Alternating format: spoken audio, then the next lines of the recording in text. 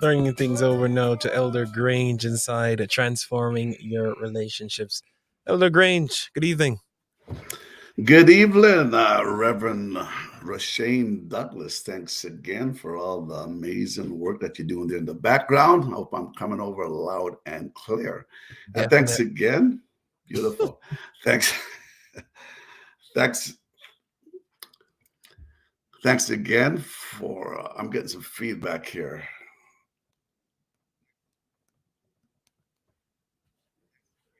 It's on your side, but I think it's coming, it's fine over this end. So try it again. Let's see what happens. Yeah, welcome again to.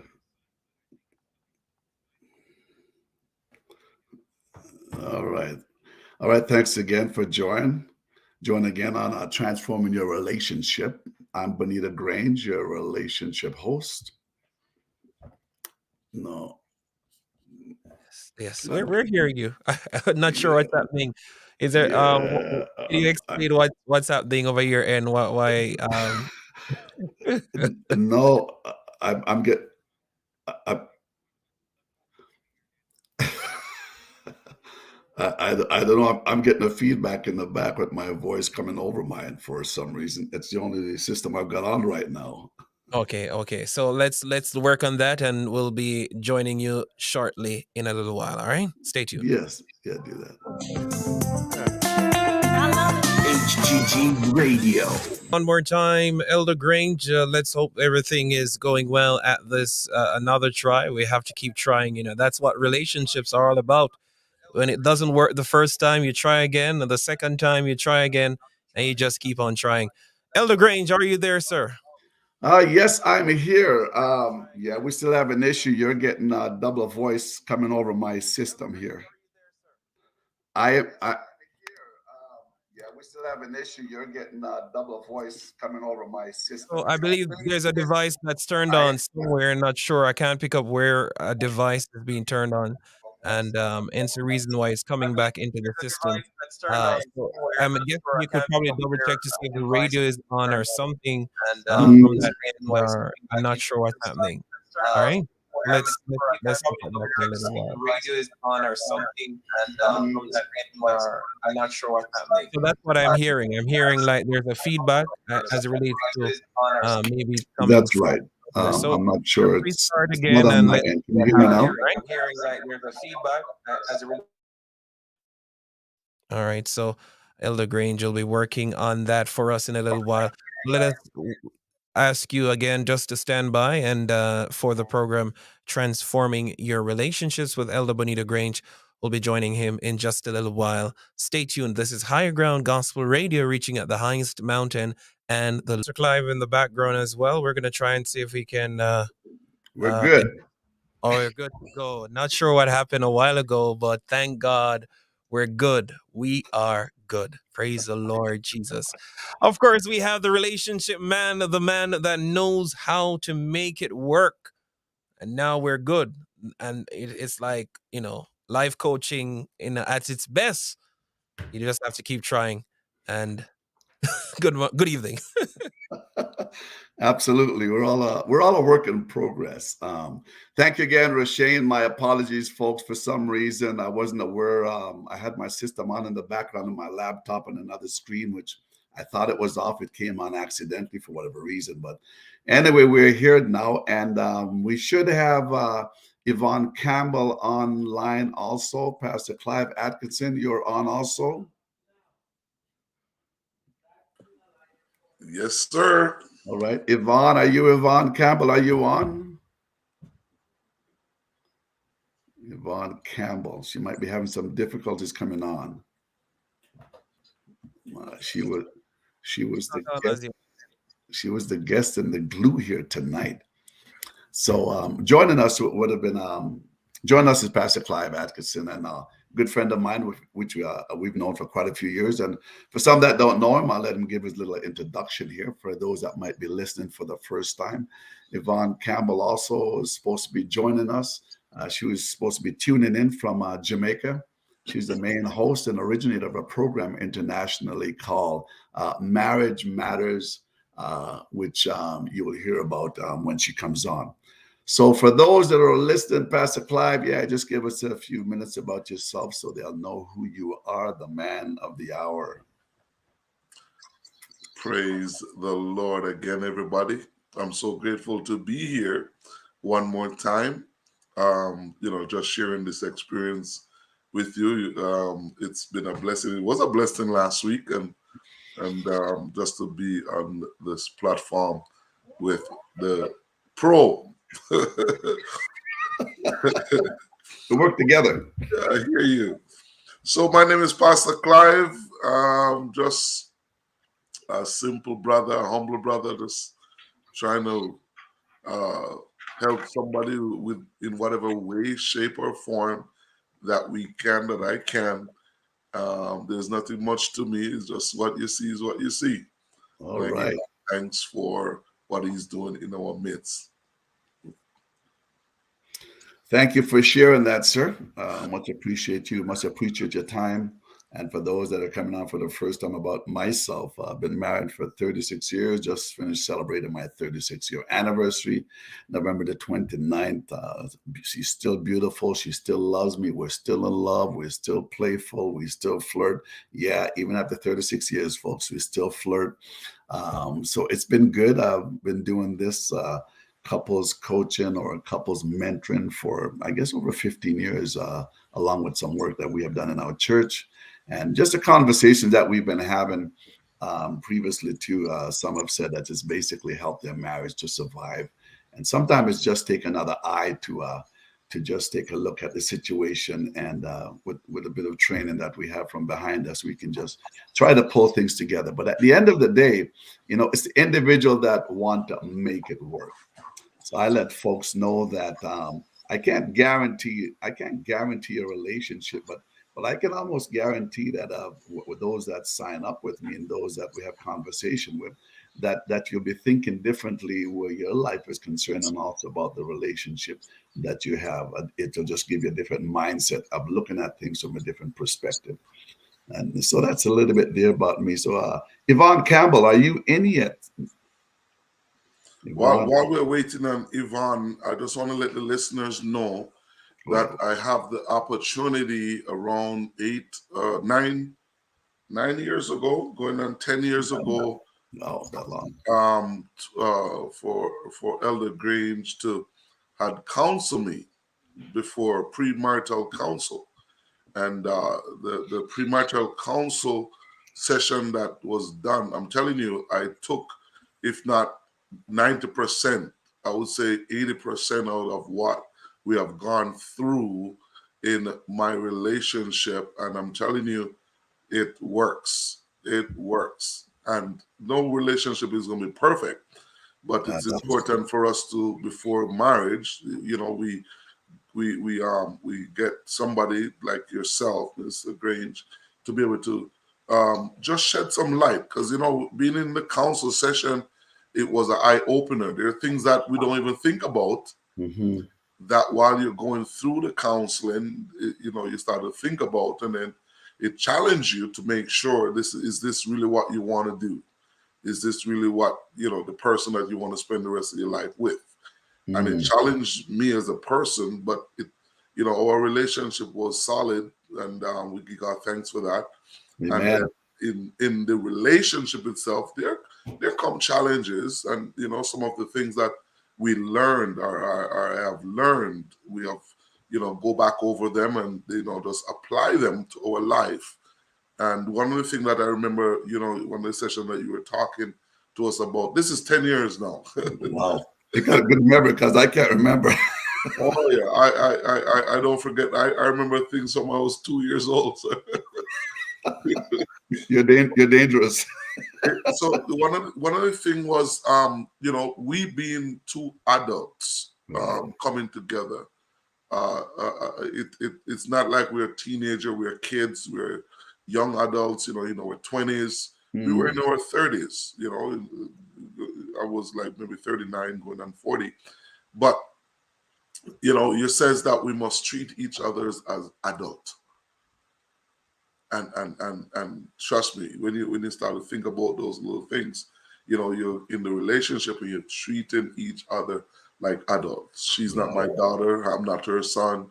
And, we have just never have an argument since. So Wow. we give God thanks for Mhm. sir. So for those that are need a person to kind of help you along the way, and even if you're married and you having issues, I recommend you, sir, as a coach that I would vouch for to say yes, be able to get help. And of course, you yourself, we have to put in the work as well, right? Absolutely. Absolutely. Marriage is work. I try to shy away from work. Marriage is something you have to be intentionally conscious about on a regular basis. When I say work, Pastor Clive, when some folks says work, it makes it seem like it's so hard, right? But it's a new venture. It's something new that folks are embarking on. Just one second. Roshane, Yvonne is trying to get in. Could you just check on her there? She said she's on but not acknowledged. Maybe there's something more that needs to be done to get her in. So thanks for sharing that, Pastor Clive. And yes, you know what? When two come together, yes. Okay. Yeah, we just like anything else. Yes, you have to work at it. You have to be intentional about it. You have to be focused. And basically, you have to know what you want. There's three questions I'll ask couples, whether they're pre-marriage or whether they're married for 10, 15, 20 years. Three questions I basically ask, and these three questions can generate a conversation for half an hour, if not more. Is what is it that you really want? If you don't know what you really want in your relationship, or really want where you're at even before you start, you have to know that, right? And not only that, why do you want what you said that you want? Number two. And number three, what is it that you need to do in order for you to get what you want? If you can answer those three, it will shift your mindset, get you to think a little bit deeper than just saying, well, I want this and I need to have this, whatever the case might be. But asking those questions can basically dive a little bit deeper, and you can acknowledge what is happening at that time. Yvonne Campbell, are you there, my sister? No, we're still trying to connect her. I'm trying to get her to come on StreamYard. Okay. So just send me your number off air and I will definitely get her connected. All right. All right. Well, I'll help you work on the background. So, Pastor Clive, we can continue on. Our topic tonight is sorry, folks, those are listening for the interruptions that we've been having here, but we will continue on. Our topic here tonight is naked and not ashamed. Uh, when we say that naked, like what does that really mean when we say naked and not ashamed? There's a lot that just goes into that alone. What is naked and being ashamed? I believe that God's intent for a man and a wife is to leave and cleave, to leave mother and father. There's different types of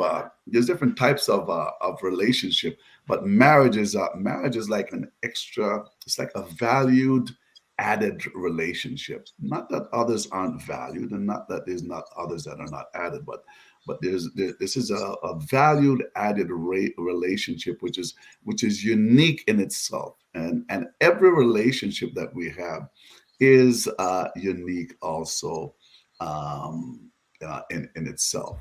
So the intimacy in marriage is an important and beautiful part of God's plan for marriage.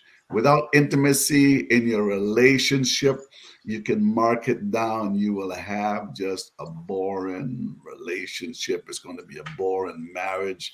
You might end up start looking over the fence. But when we think about intimacy, Pastor Clive, how important, and we're going to go through a few questions here. How important do you feel intimacy is in a relationship, and what does it mean when we say naked and not ashamed? Oh boy. Loaded question, eh? Naked, and well, we can be straight up. I mean, we have adults that's listening on here. And Well, the topic that you have here, naked and not ashamed, it's pretty much, your spouse will be able to see you in the light that they see you as a person, and not feeling any way funny. You have some persons who are and maybe I'm thinking above and beyond. Some persons are insecure about themselves. Some persons are have self-esteem issues, Right. so they feel ashamed. They, like I'll just tell it for myself. I'm a very shy person. Okay, that makes two of us. I remember when I got married, my wife, she's not a shy person, even though she's very quiet. She's not shy. And I'm there being the shy one, trying to go take a shower by myself and trying to I'm getting dressed and I'm make sure the bathroom door is closed and stuff like that, right? Okay. But when you are comfortable with your spouse, Right. you don't feel ashamed of them regardless of what. And you don't want your spouse to ever feel because they have Hmm. one child, two child, three children, so forth and so on. Then now they can't becomes open to Right. you as a Okay. person.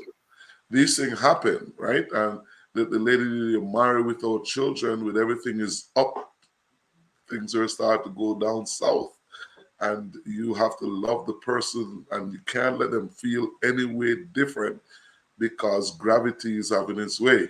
Mm. So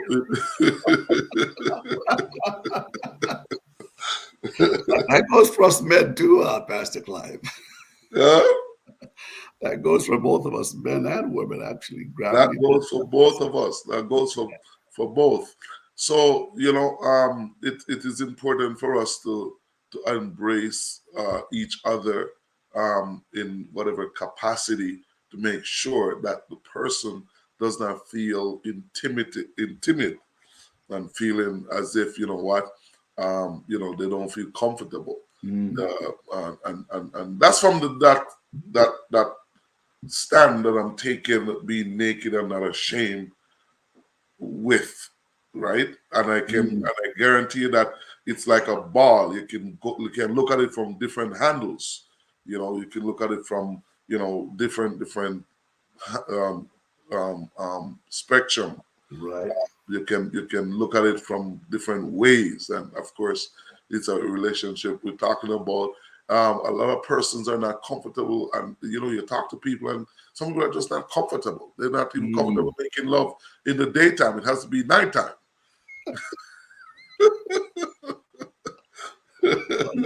But yeah, okay. For some, it's got to be the lights off. Totally. I Yeah. get you. So what it is? One of these days we're gonna have to get some persons to call in, like what it is, like to bring that spark in the relationship. I don't think it should be whether daytime, nighttime, or it's whatever. When you love somebody, you love them. You Mm. love to see them in whatever light, whether it's moonlight or sunlight. It doesn't matter. Love is just love. You just love that person. Now, when you take out the love making out of the equation, as you said earlier, you will have persons start to think and wonder and start to want to, and and you can say what you want to say, being a Christian, yes or no. You're human, and that feelings is gonna be there unless you devote yourself to be a eunuch. Yes, sir. When you say naked and not ashamed, I thought it was just a befitting topic just to dive into. Um, I won't mention a culture, but some folks might be, because there's certain cultures that it's really a challenge for them to be fully naked. Genesis, I believe Genesis 2 and 24, 25, it says a man, it talks about leaving and cleaving. It also talks about, and they were naked and they were not ashamed. And Yeah. uh, to be in a position like that is to know that you see me as I am, I see you as you are, and I'm not here to judge you or vice versa. We don't have to be ashamed of one another, because if you are the woman that God has placed in my life, if you are the man that God has placed in my life, the only way that we can get on the next level is that we have to be fully naked. We can't we can't hide certain things, and the reason why. The reason what shuts down intimacy and what shuts down that nakedness is that we feel shame of what has to be brought out. We feel shameful of expressing, because let's be real. There's some of our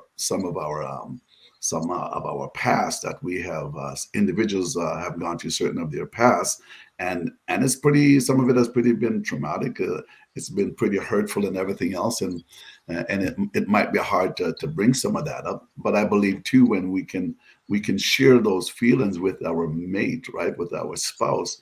It also gives us a bit of more liberty. It also gives us more freedom.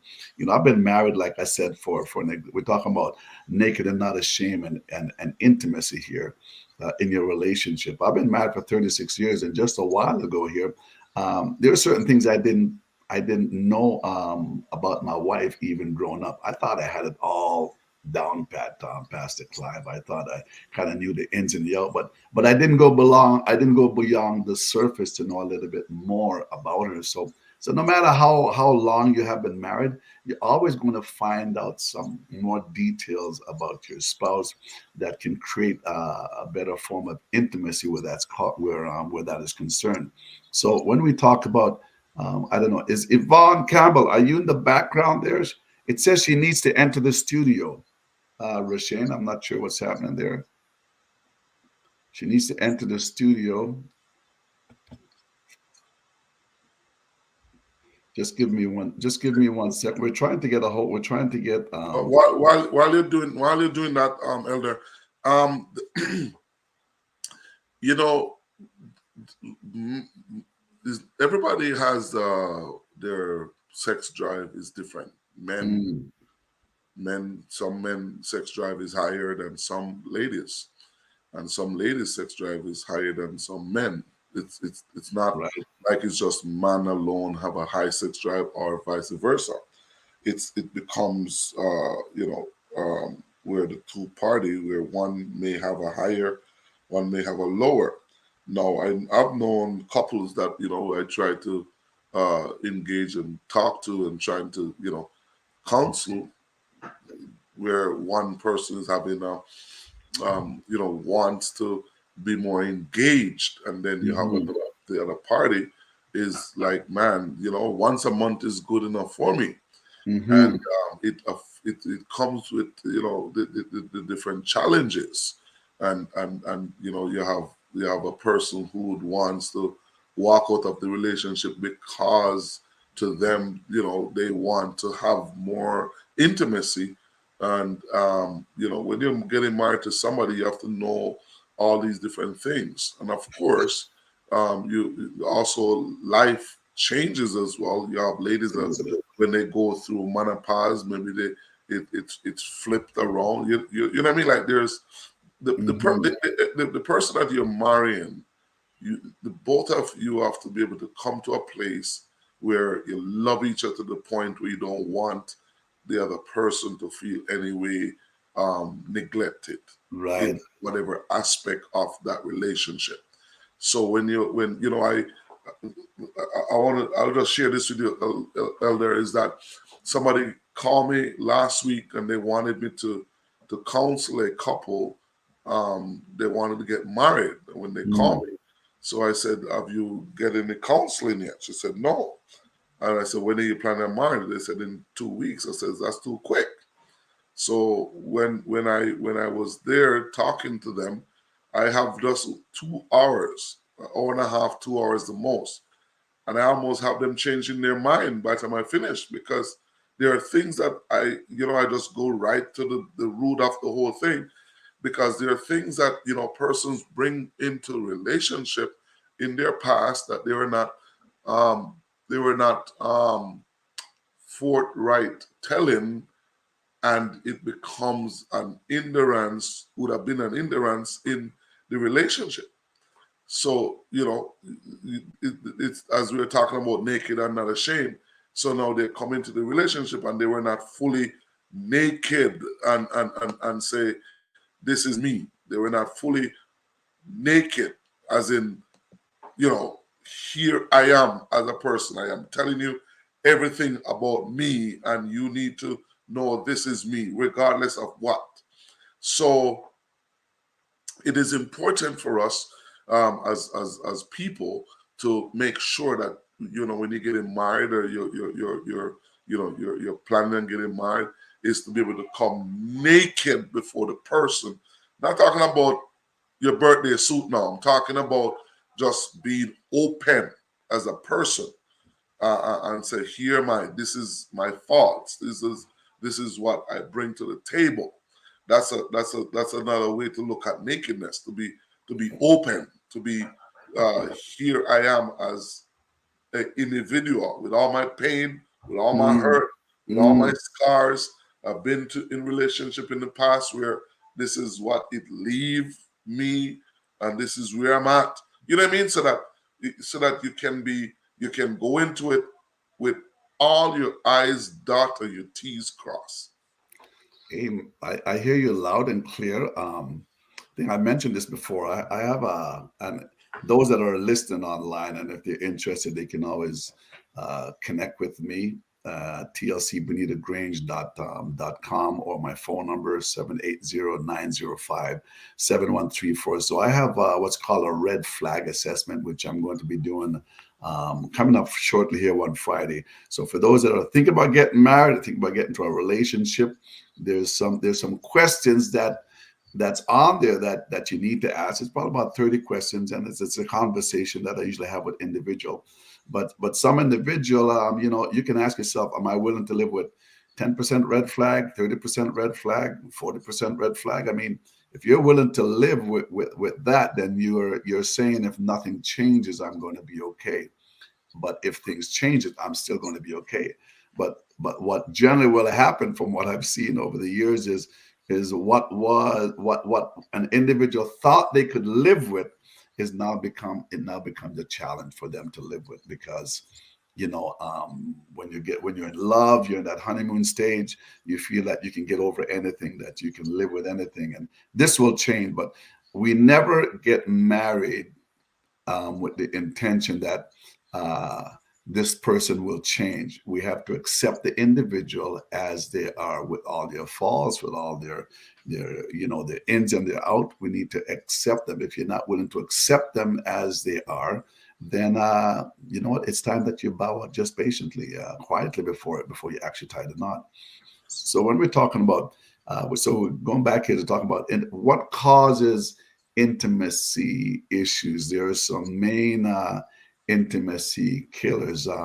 There's couples out there that they're married, but for some reason they're the husband or the wife, could be either or, want to be playful, or want to be able to touch them, want to be able to hold them, and they find it, the individual that is being touched, find it awkward.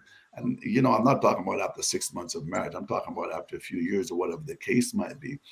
And my question is, I guess my thought around that is that, I'd like to explore, a little bit about what is the reason for that, what causes that challenge, right? As Yvonne Campbell, for some reason, she couldn't get on, but last she's put in the chat, they're like, one of the major challenges in intimacy is faulty and definitely unrealistic expectation. I'm expecting that when I get in, he's going to be able to love me. I'm expecting I'll be able to be held, and all of those good things, right? But going back to not wanting to be touched, not wanting to be held. Yes, you're being held in the bedroom. Yes, you're at that height of that intimate act with your husband. You're making love and everything else, but outside of that, now it's like, don't touch me. Like it's funny. So I think there's baby steps that has to be taken to kind of break down that barrier, because to have a man or to have a woman and not been able to go and to hug, and even to hug for a good 30 seconds or 20 seconds or 10 seconds, it should be a norm. But if you haven't been brought up with that in that environment, it becomes strange to you, and it will take some time before you can be that man and release yourself to that woman, or vice versa, so you can have another level of intimacy. So intimacy killers, Pastor Clive, I mean, what are some what would you say are some main intimacy killers? The Main intimacy intimacy. killers are, intimacy does not start in the bedroom. That's the first thing we need to know. Absolutely. It doesn't start in the bedroom. And, for us as men, it's easy to get it up, On the right? spot. That's right. We don't take no time at all. We don't take no time. That's a mess. We just, wife come from the bathroom, we're ready to go. That's right. But That's how for it goes. her, she's one of those train that, you used to use coal, slowly burn until it gets there, until it warms up, right? So it starts from you being at work, sending that text message. Nowadays we can do FaceTime. Right. Nowadays we can, and I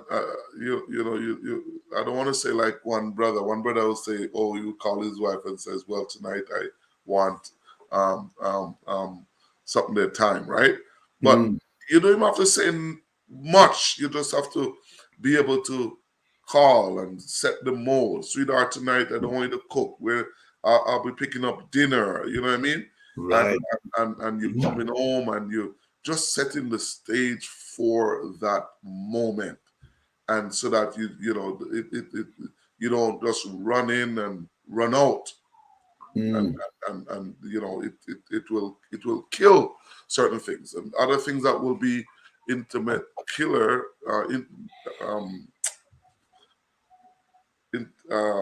A killer will be, right? it will be the quality time that you spent. Right. And it's not necessarily, well, that person don't understand, Elder, is not the act of sex, is really the length, is the quality time with your spouse that you can spend, whether rubbing the hair, whether rubbing the back, whether doing a massage. There's other things that can happen in the meantime before they really act off, so that the person can feel comfortable within themselves, feeling loved, and feeling wanting you as a person. But if you're going to be coming home and you're going to be arguing for whatever reason, and then when the time comes and you expect it, it's not going to work the way how you desire it to work. It won't happen. It has to be pleasantable. It's just like somebody gonna serve you some food and they're just gonna just give it to you like that. You know what I mean? You like the steak, but it's I like my food kind of, when I cook my wife dinner, I portion it out. It looks more palatable on her plate than it does on mine. I just throw mine together, but hers, I'll get a cup and I'll put the rice in on the cup, and I'll put the meat beside, and I'll get some ketchup and slide it on the slide and make some decoration, all that kind of stuff, right? I'm listening. So those are stuff that will help to enhance, so that yeah. Thanks for sharing all that. Absolutely. You can tell we've been around the block a few times, right? When it comes to just knowing how to treat your spouse, Pastor Clive. So I know my wife likes certain chocolate bars, and she was working here today. I was at the dollar store. Actually, I buy this at the dollar store. Okay, folks.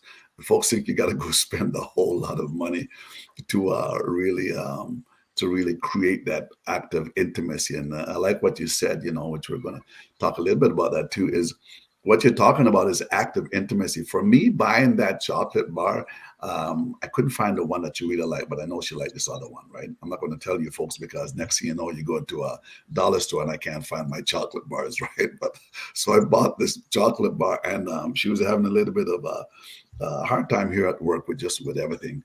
And I laid it on the before I could even lay it on the desk. She was so appreciative, and I'm just saying that to let folks know that it's not the big things that will really create that act of it. That in itself, as simple as it is creating an act of intimacy. Loving your wife, having like if my wife, she wakes up in the morning and sometimes I might be sleeping, sometimes I might be up, but if she don't give me a good night kiss before she leave in the morning, says so what happened? You didn't kiss me this morning. I didn't get my hug this morning. And the reason why I'm saying that is because you got to realize that when we leave our home, we have no guarantee of coming back.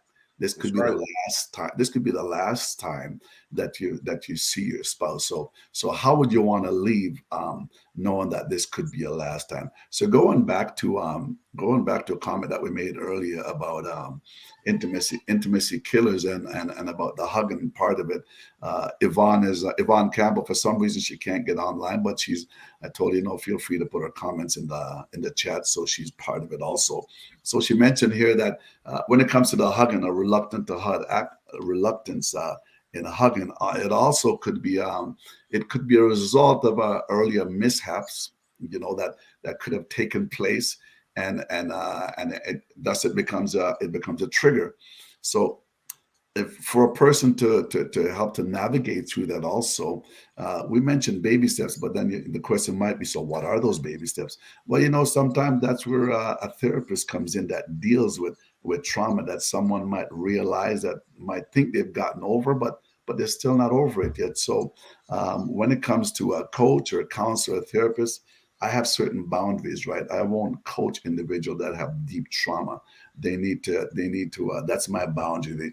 I will send them to the counselor that deals with those specific issues, or to a therapist, and while they're being served with them and being helped in that respect, then I will help support them now with that. But they first have to go there and get that help, and then I support them along the way. So triggers, definitely. And we talked about intimacy killers, as you're mentioning here also, is criticism. I mean, honey, if the wife is always criticizing the man, and have and throughout a whole day, you don't have hardly, you don't give me no compliment. You'd be surprised how many relationship, just couples that I've known, that where they lack compliments in their own home. They lack that affirmation, that time of, that husband telling them how they look and how they feel about them. They will hear that on the outside of the home, but they want to hear that on the inside of the home. So if you can't compliment me in my own, I'd rather hear it from you than actually hear it from someone else.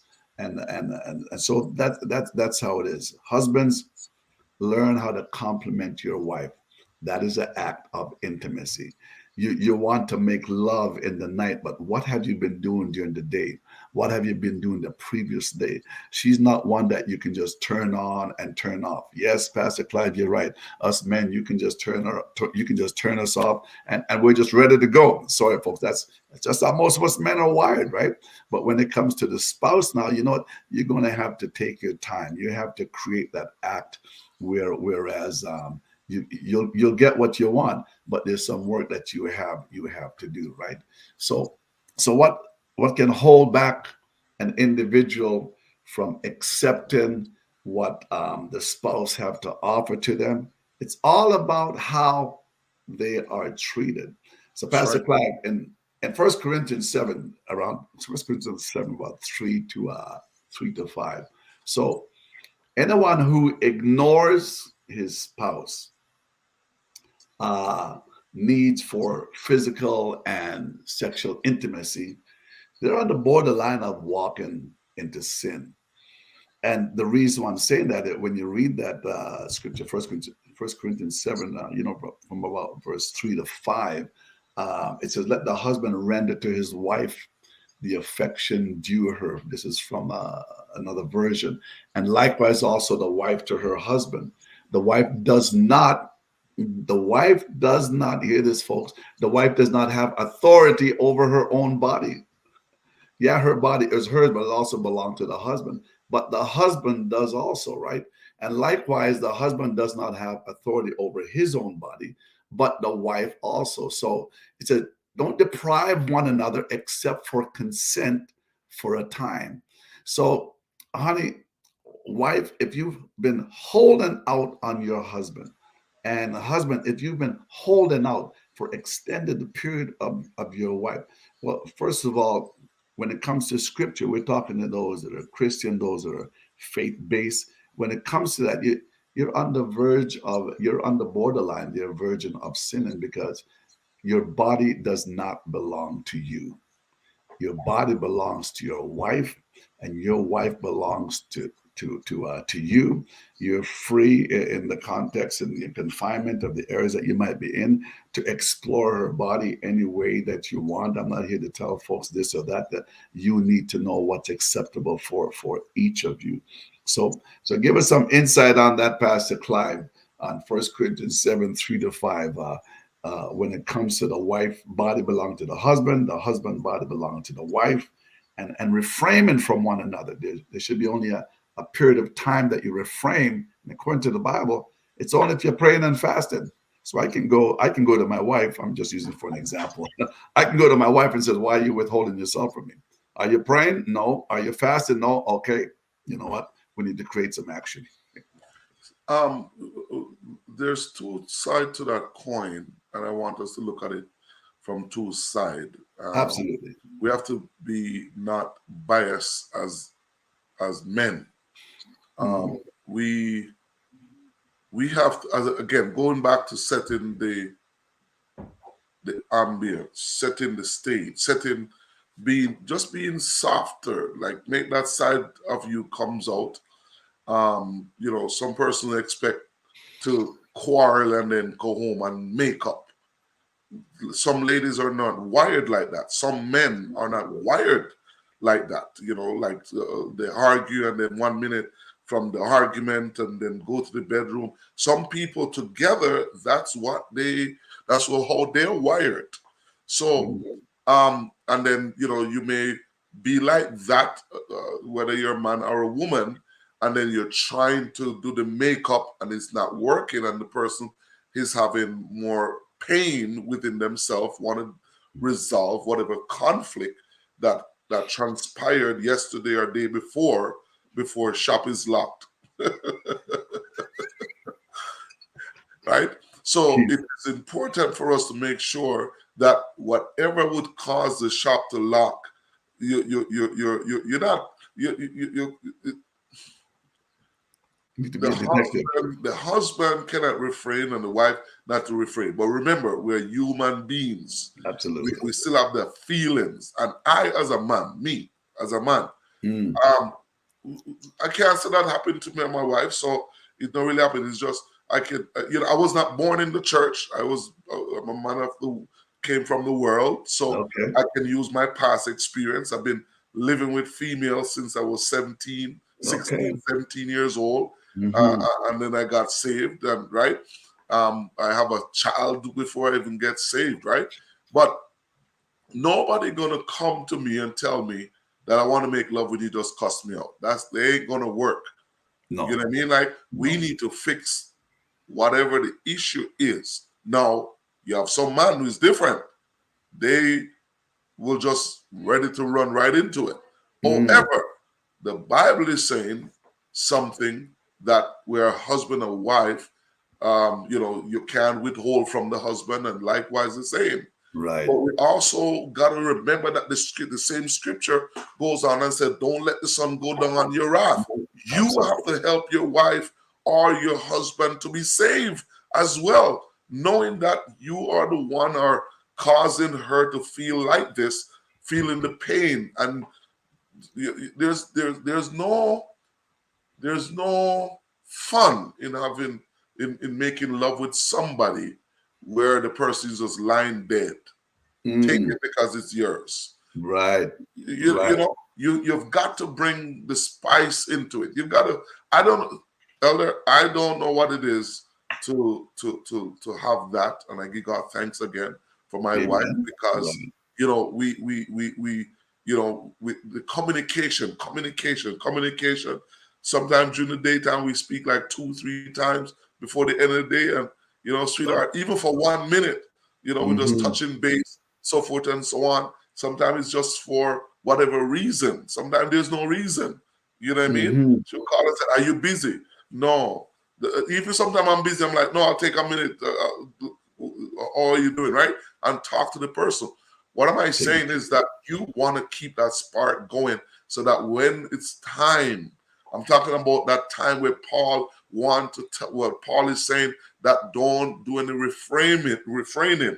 Don't let that husband, have to go across the fence. No, locking shop, right? And I know we're supposed to be Christian, but you have some man out there that is, their eyes are all over the place. Absolutely. And then if your eyes are all over the place, then your wife is saying to you, "Hey, you know what? You have cheated in the past. I know you're trying to build back the relationship and the trust is not there." These things will cause person to close down. And these are reality. We're here trying to say, "Oh, we speak in tongues and we're Santa." No. There are real life situations. And these are stuff that we have to be careful and to make sure that if you want, this is my I wish Sister Yvonne was here, but this is my comment shortly. motto that I usually use. For me, I says, if I will feel any way bad if I say certain things to my wife, or if she says certain things to me, why do it? I'm trying to go home and don't fix it before that time of intimacy. Right. You have to fix whatever the problem is. Right. But you have some person that find it hard. And I want to go back to something that you said earlier, Elder, is that you have some people who have grown up in houses where mother and father are not touchy-feely.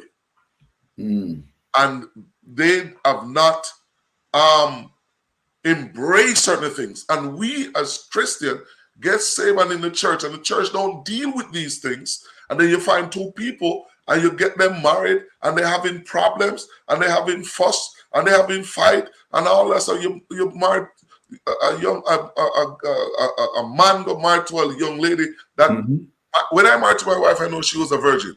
She's no experience. So I have to now be more tender and more, and warm her up and try to make she feel comfortable. Ladies first. Right? But the church world make it look as if we, and I'm not knocking church world. I'm just saying that we as Christians need to understand that there are certain things that we need to put in place for those that are coming into this thing so that we don't set them up for failure. Let them know the real thing. Let them know if you do this, this is what's going to happen.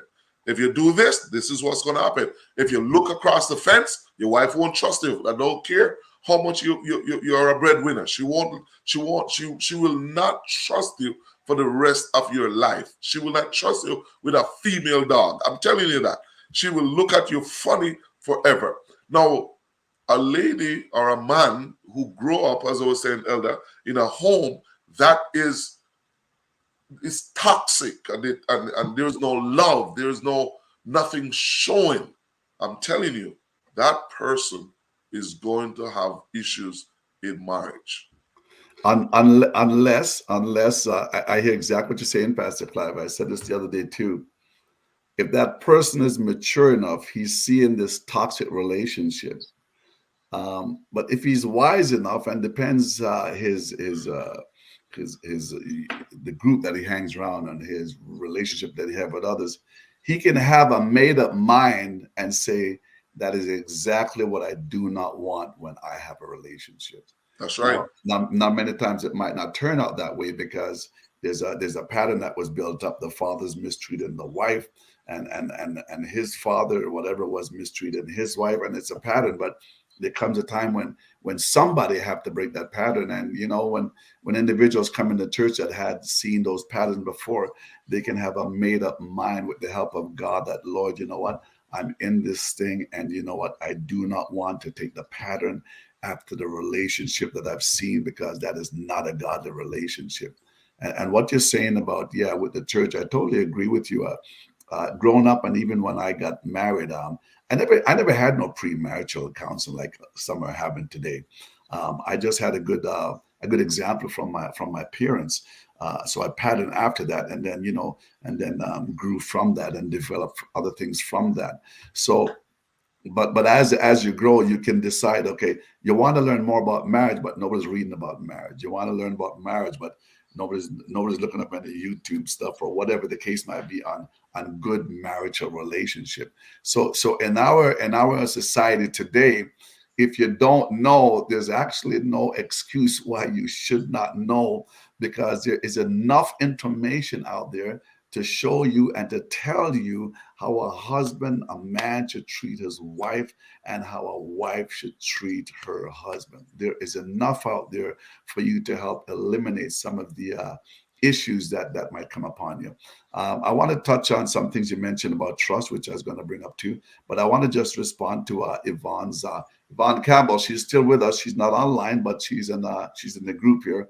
So we talked about physical nakedness. She said we talked about that could be because of shame. It's an environment where men, why it's shameful sometimes for women to be naked, or vice versa. But prefer for the women, it says physical nakedness without shame is best in an environment where men can appreciate the physical changes in our body. So when men can't appreciate the changes in their body, in the body of their spouse, as you're saying earlier, now it's going to cause that individual either to support that individual. You know what? She might have had a figure 8 or a Coke bottle size when you got married, but you know what? Afterwards, she has children, and maybe she might have put on a bit of weight, and vice versa also.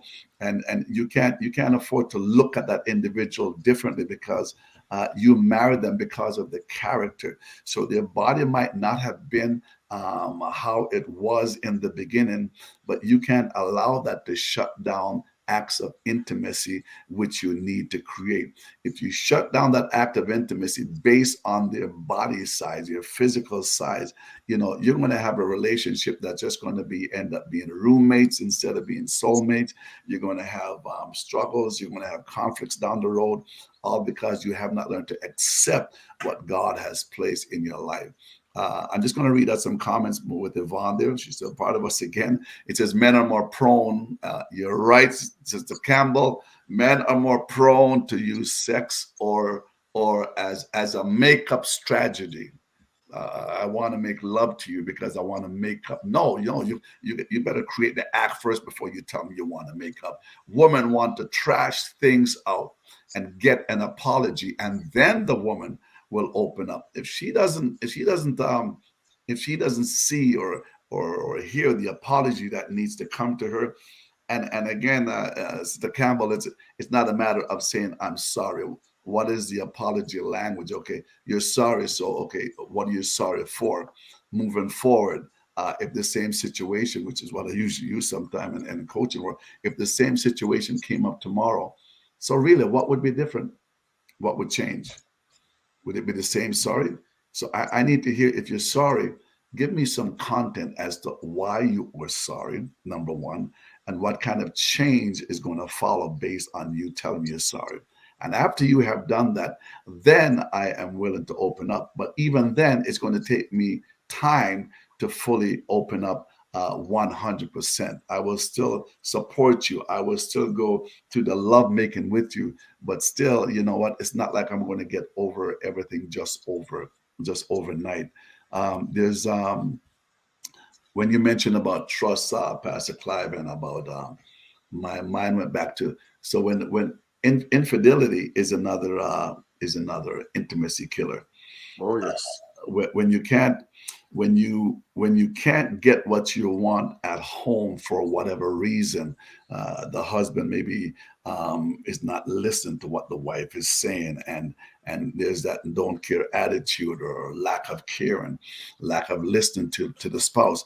They end up going on the outside now, end up being talking to someone, end up creating a conversation. Next, you know, that conversation is on the borderline of infidelity. It's on that conversation is on the borderline of what we call an emotional affair. Yes, you did not have sex with that individual, but there's an emotional affair that has taken place, which can lead to something. Once that emotional affair starts, you're open up a door for an area where you just don't want to go. And you know, I've known others in the past where they've come back where forgiveness was there, but because I forgive you, honey, don't expect me to trust you right away. So just because you forgive, trust doesn't come automatically when you forgive. You want to be intimate, and I know you're buying me the flowers and everything else, and I appreciate that, and you're giving me my sweets, and you're doing everything right. But trust, you know, you have broken. Once you've broken that trust, don't expect to get it back overnight. I will trust you, but now there's actions that has to follow for you to for me to be at that place where I can fully open up to you, because otherwise I'm just going through the motions. So Just want to say this one thing here before you close off, about trust. Um, it's important for you to have trust in your relationship. There's two things that you can look at. Is that um, uh, uh, and let's just be real. It's not only a man will go there and do things. A lot of people absolutely will think that men are just, you know, like this. right. But I'm telling you, the devil don't care who he throw under the bus where that Right. is concerned. Mhm. Now, um, marriage is like a mirror, and when you go out on your spouse, and it's like a broken mirror. It doesn't matter how you're trying to piece it. You're gonna always see that double vision. You're gonna always you will never join back the same way. It's gonna always there reminding you Yes. of that's what this is, right? Mm. You're still using it, but it's already shattered. You splice it together. You already Right. piece it back together. And every time Mm. it happened, it keeps shattering. And now Mm. you're seeing multiple. The person is looking at you, and they're seeing multiple of you. Who is this person? You see, so it's important for you to keep it. That's one thing. The second thing is when I said to my wife when I was getting married to her, going on 10 years, 9, 10 years, is I said to her, I says, I will never live my life to please you. And she looked Mm. at me and said, no. I said, I'm going to live my life to please God.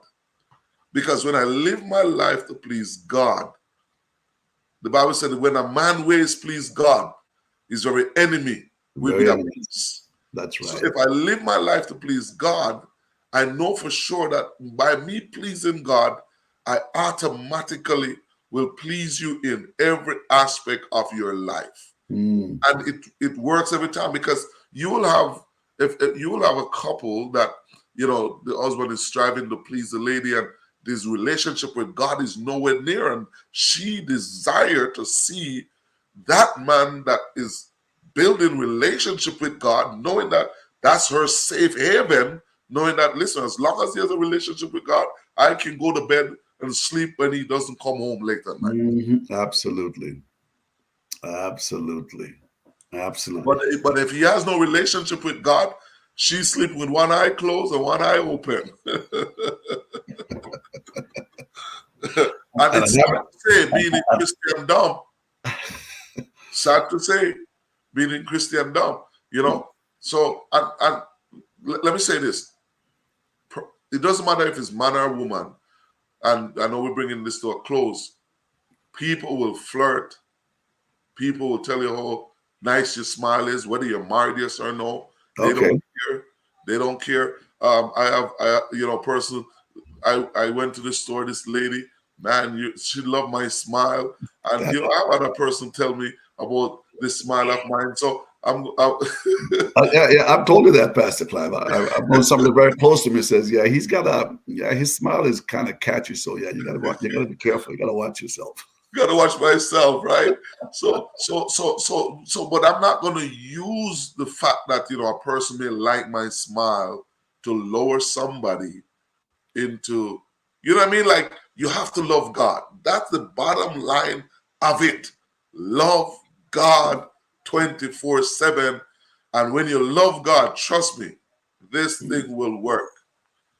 When you said that, loving God, if you don't have that attitude to create intimacy with God, you'll many times lack creating intimacy with the one that God has placed in your life. Creating, like you mentioned, building a relationship with God. Like I've always said before, also that the man is the head of the home according to the Word of God, and his head is the Lord Jesus Christ, and the woman head is the man. And when the man is not submissive, or when the man is not in alignment with his head, Jesus Christ, there can be a domino effect that takes place. So if the man is not creating an intimacy with God, the one that has created him, the one that's breathed in him, the one that has called him out of darkness into this marvelous light. So how does one that's building a relationship with God create that act of intimacy with God? Number one, you definitely have to have a prayer life. How can you say that you love God, but you don't want to talk to him? How That's right. can you say you love him, but you don't want to have a conversation with him? You love him and you talk to him, but many times you're talking to him so much, if you're not careful, you lose what he's got to say to you because you're always in a rush. And as a man, and as with a husband and wife also, you can be having conversation, but always in a rush. Sometimes my wife have to check me sometimes. Hey, you know what? Just stand still for a minute. Let's finish this conversation, because if you're not careful, life just seems to be rushy. A man having to create an intimate relationship with the Lord, but he's never at Bible study. He's never at prayer meeting. He doesn't show up on the Sunday morning or whenever service is, where the Bible said that forsake not the assembling of ourselves. These are all acts of intimacy, and there's nothing more of an intimate act is when a wife sees her husband on his knees talking to God. That in his alone just give her a peace of mind, letting her know that he's not just building an intimacy with me, but he's first building an intimacy with God. And if he can get to that place where God wants him to be, you know what, down the road, I know that everything is going to be all right.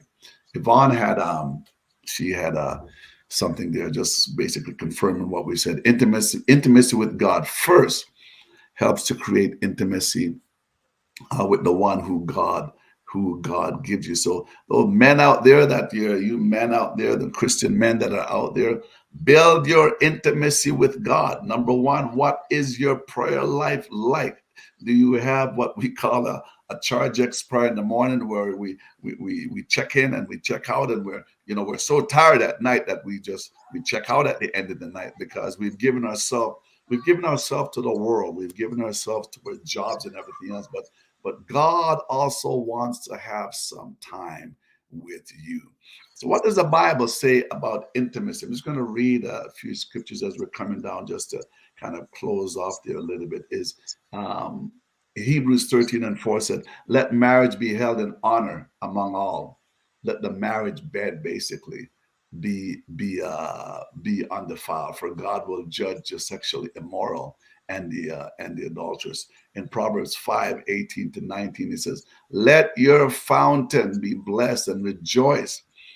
Rejoice in the wife of your youth. So, Pastor Clive, so she's old now. Am I not supposed to still rejoice? Yeah, we don't have the same shape, but you know what? I rejoice in the wife of my youth. But as the year goes on, I appreciate her more more as a time, because we have matured together. We have grown together. So I can rejoice when you're young, honey, and I can still rejoice now when we're 50s and when we're 60s, that I'm still glad to have you a part of my life. Sometimes for intimacy acts, Pastor Clive, we just gotta switch it up. I got something coming up from my wife that she doesn't know about. If she listens to the program here, she'll be in suspense as to what. But sometimes you just gotta switch things up. Instead of doing the same old, same old, we can clock you what you do on Monday. We can clock you what you do on Tuesday. And 2, 3, 4 months from now, we're still clocking you exactly the pattern that you have. Sometimes we just need to switch it up to create a different act of intimacy. We talked about Corinthians that be about not depriving yourself.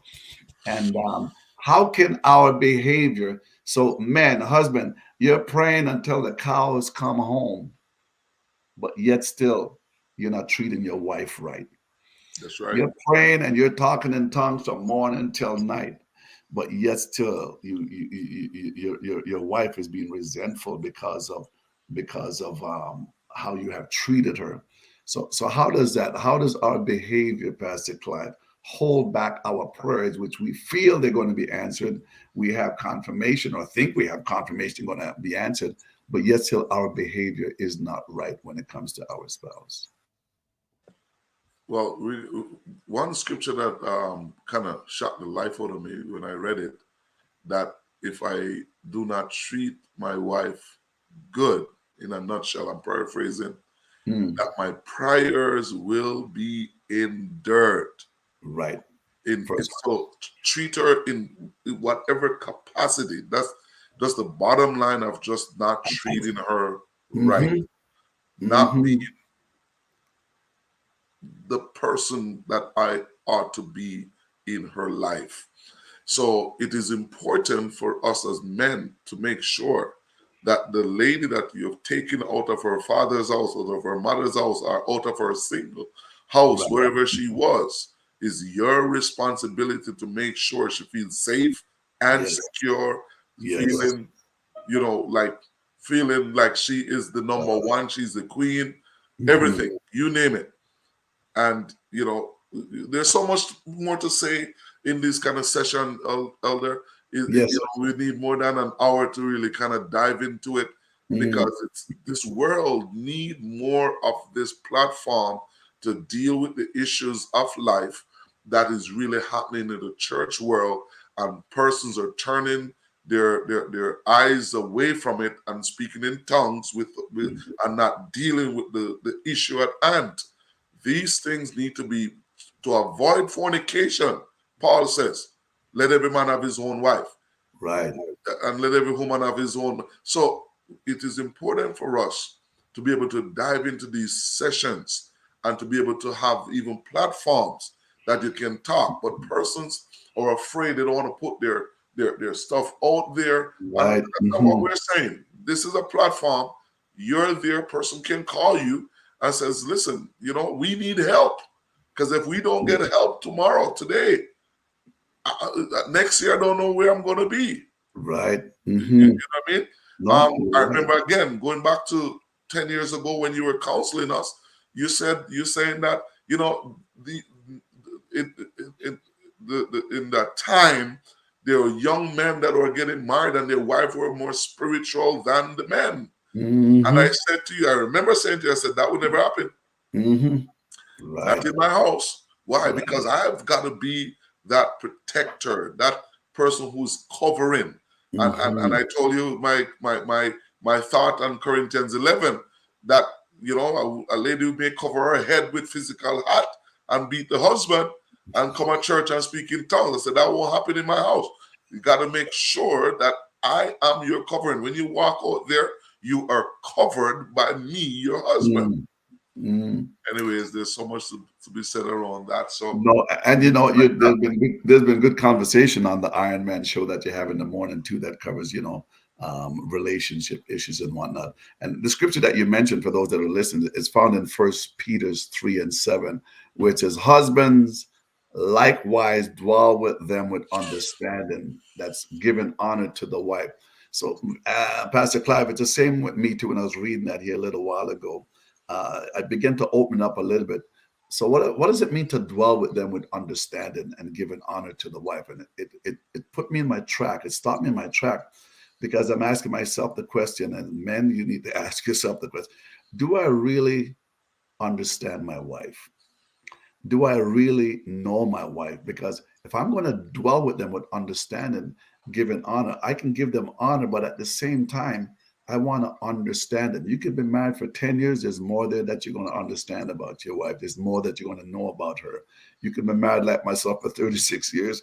And, just some time back, I'm just finding out some other things. And the reason why I didn't know, because we think everything was okay back then, but I wasn't asking the right question to go below the surface to really get a full understanding. So it says, dwell with your spouse with understanding. When you have that full understanding of who is beside you, you can give them the honor that they deserve. Giving now honor to the wife. Understanding first, honor comes after. It says, as to the weaker vessels, and as being heirs together in the grace of life. Because Paul says here now, that Peter says here, that your prayers may not be hindered, as you have mentioned. If you don't understand your wife and if you don't honor your wife, don't expect your prayers to be answered. You can be praying from now until the cows come home, but your prayers will be hindered. You need to go Man, back and make things right. You need to go back and apologize for what you have done, what you have said. Pastor Clive, as of recent, and I'd mentioned this earlier, I start checking in on myself every week and going back to my wife actually. And what I'm doing, I keep my own personal journal where that's concerned of how have I behaved to my wife this week? What have I said that maybe I could have said differently? So if we don't check ourselves and then get her to hold you accountable or somebody to hold you, if you don't check yourself as to how you are behaving, because 2023, as I've said, 2023 is expecting husbands and wives a different version of you than you had in 2022. God is expecting something different from you, something not necessarily new, but for you now to fully know who you are, so you can treat your spouse as he had meant them for you to be treated. So I check myself, excuse me, and just shortly a while ago, I had said something. It didn't mean much to my wife. It didn't offend her or whatever, but I felt a check in my spirit, and I went back to her and said, you know what, I said this, but I shouldn't have said that. I should have worded it this way. What am I doing? We're talking about being naked and not ashamed. I'm talking about, these are little intimacy skills that is happening in what I am trying to do in my relationship, because I love my wife and I want to live the rest of my days out with her. So in closing, Sister Campbell put in the chat the understanding of whom the wife is, amen, and her needs. Oh, yes, thanks for the reminder, Sister Campbell. And her love language and her role in being your helper. If you don't know, men, if you don't know what your wife's love language is, I'm advocating men and women to go read this book. I think it's by Gary Chapman. It's called The Five Love Language. If you read that book, it can change your relationship. It'll change the way how you think, because you might not even know what your wife's love language is right now. And what I mean by love language, what is it that really speaks to her innermost being? I might be bringing her flowers every day, but really she just wants quality time. And if I don't know that, I'll continue to do what I think is right, and I continue to do what I think is pleasing to her. But that's not her love language. And there's 5 different love languages. One that's affirmation. There's one that's acts of service. There's gifts. There's quality time. Um, and I forget just off the top of my head now, but there's 5 different love languages. Get to know what your wife, what your spouse love language is. So in closing, Pastor Clive, just a few little remarks I have here is: give your spouse the attention he or she needs, number one. Enjoy each other. Take the time, plan some getaway. Be creative. Do whatever is necessary that you feel to be committed to your wife, and renew your vows. You might not have to do anything splashy or whatever, but it could be small or whatever you want to do. It could be just both of you just on the beach somewhere or whatever, but just renew what you have always have. Don't take one another for granted. And at the end of the day, when you leave your wife, when you say goodbye, even in the morning, you've got to realize tomorrow is not promised. That could be the very last time that you have seen her. And what regrets would you have? So in order not to have no regrets, as Dr. Laura would say, go do the right thing. Thanks, Pastor Clive, for joining tonight. Appreciate your comments. And Sister Campbell, I so miss you being on live. Even though you're in the chat, it was good, but it's just not the same. She's a woman that have a wealth of knowledge. She has a program called Marriage Matters. She is the founder of it, and that's an international program that they have. Basically, sometime I've been on there. There's been sometimes close to 100 different couples on there. And this is something that she started just in a small group and how it expanded. So, as you said, Pastor Clive, what we're talking about today, sometimes you don't hear that in the church. You don't hear that from others. But what we're talking about is needed. And we just continue to do what we are doing and continue to make a difference in our lives. For those that are listening, I make myself available. We can have a free consultation if you're having issues in your relationship, if you're just feeling stuck in your relationship, if you're whatever the case might be, whatever issue you might be having, we can have a conversation. The same too if you're an individual and if you're planning on going into a relationship. So we do some premarital coaching also with different exercise to help you maneuver through life. If you can do this in the earliest stage, it's going to make a difference at the end of the road. Know what your requirements are, know what your wants are, know what your needs are, and everything will line up with the help of God. So thanks again, Reverend O'Shane in the background. Appreciate your help in the background. Sorry for the inconvenience at the beginning, but we will talk again coming up in the very near future. I have a very good friend, coach friend of mine, Heather Pieknik.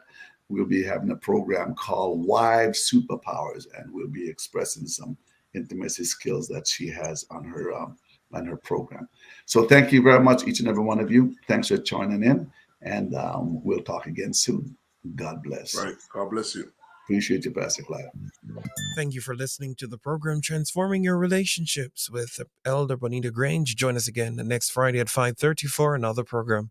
You're tuned to Higher Ground Gospel Radio, reaching at the highest mountain and the lowest valley. Stay tuned, my friends. Say.